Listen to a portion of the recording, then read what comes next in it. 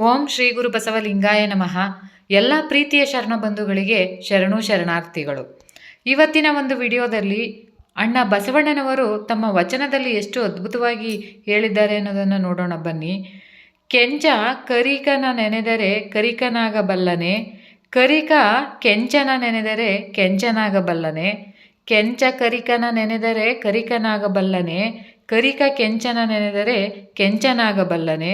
ದರಿದ್ರ ಸಿರಿವಂತನ ನೆನೆದರೆ ಸಿರಿವಂತನಾಗಬಲ್ಲನೆ, ಸಿರಿವಂತ ದರಿದ್ರನ ನೆನೆದರೆ ದರಿದ್ರನಾಗಬಲ್ಲನೆ.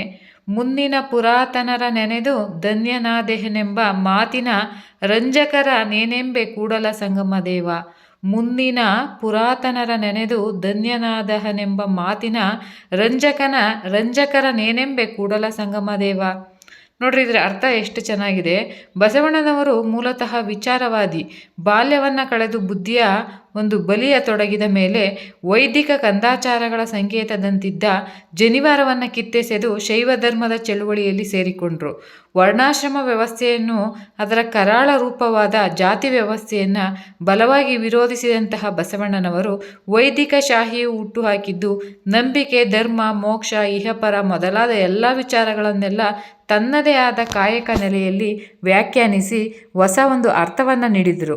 ಅವರ ಈ ರೀತಿಯ ವಿಚಾರದ ಧಾರೆಯ ಭಾಗವಾಗಿ ಈ ವಚನವನ್ನು ನಾವು ಇಲ್ಲಿ ನೋಡೋದಾದರೆ, ಪುರಾಣ ಪ್ರಸಿದ್ಧ ಮಹಾಪುರುಷರ ಸ್ಮರಣೆಯಿಂದ ಪುಣ್ಯ ಲಭಿಸುತ್ತೆ ಎನ್ನುವಂತಹ ಒಂದು ರೂಢಿಗತ ಸಂಪ್ರದಾಯ, ಒಂದು ಬದ್ಧ ನಂಬಿಕೆಯನ್ನು ಈ ವಚನ ಅಲ್ಲಗಳೆಯುತ್ತೆ.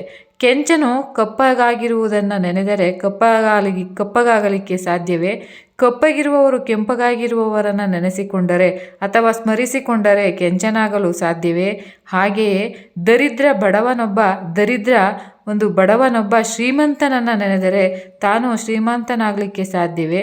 ಶ್ರೀಮಂತ ದರಿದ್ರನನ್ನು ಸ್ಮರಿಸಿಕೊಂಡರೆ ದರಿದ್ರನಾಗಲಿಕ್ಕೆ ಸಾಧ್ಯವೇ ಅಂತ ಒಂದು ಅಪ್ಪಟ ವಾಸ್ತವವಾದಿ ನೆಲೆಯಲ್ಲಿ ಪ್ರಶ್ನಿಸುವ ಬಸವಣ್ಣನವರು ಪುರಾಣ ಪ್ರಸಿದ್ಧ ವ್ಯಕ್ತಿಗಳನ್ನು ಸ್ಮರಣೆ ಮಾಡಿ ಧನ್ಯರಾದೆವು ಅನ್ನುವಂತಹ ಒಂದು ಜನರನ್ನು ವಿಡಂಬಿಸ್ತಾರೆ. ಇಲ್ಲಿ ರಂಜಕರು ಅನ್ನೋ ಪದ ಬಳಕೆಯನ್ನು ಮಾಡಿದ್ದಾರೆ. ಔಚಿತ್ಯ ಮುಖ್ಯ ಕಾರಣವೇ ವಿಡಂಬನೆ.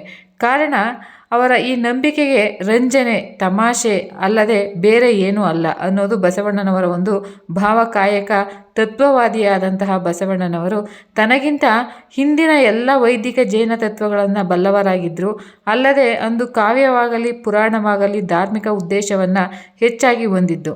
ಇದನ್ನು ಓದಿದರೆ ಅಥವಾ ಕೇಳಿದರೆ ಪುಣ್ಯ ಬರುತ್ತದೆ ಎನ್ನುವಂಥ ಒಂದು ರಚನೆಕಾರರ ಹಾಗೂ ಓದುಗರ ಇಬ್ಬರದ್ದು ಭಾವ ಆಗಿತ್ತು. ಇದು ಮಾನವ ಶ್ರಮವನ್ನೇ ಅಲ್ಲಗಳೆಯುವಂತಹ ಒಂದು ತತ್ವ ಅನ್ನೋದು ಬಸವಣ್ಣನವರ ಭಾವನೆ ಆಗಿತ್ತು. ಯಾರೋ ಹಿರಿಯರನ್ನು ನೆನೆಸಿಕೊಂಡ್ರೆ ಕ್ಷಣಕ್ಕೆ ನಾವು ಧನ್ಯರಾಗಲಿಕ್ಕೆ ಸಾಧ್ಯವಿಲ್ಲ.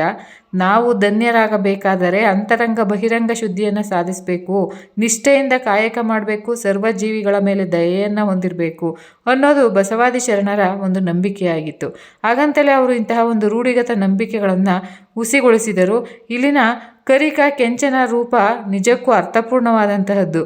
ಹಾಗೆಯೇ ದರಿದ್ರ ಶ್ರೀಮಂತಕ ರೂಪನೂ ಕೂಡ ಬಸವಣ್ಣನವರ ಒಂದು ಹದವರಿತ ವಿಡಂಬನಾ ಶೈಲಿಗೆ ಈ ವಚನ ಒಂದು ಅತ್ಯುತ್ತಮವಾದ ಉದಾಹರಣೆಯಾಗಿದೆ. ಮತ್ತೆ ಮುಂದಿನ ವಿಡಿಯೋದಲ್ಲಿ ಹೆಚ್ಚಿನ ಮಾಹಿತಿಯೊಂದಿಗೆ ಸಿಗುವೆ. ಎಲ್ಲರಿಗೂ ಕೂಡ ಹೃದಯಪೂರ್ವಕ ಧನ್ಯವಾದಗಳು.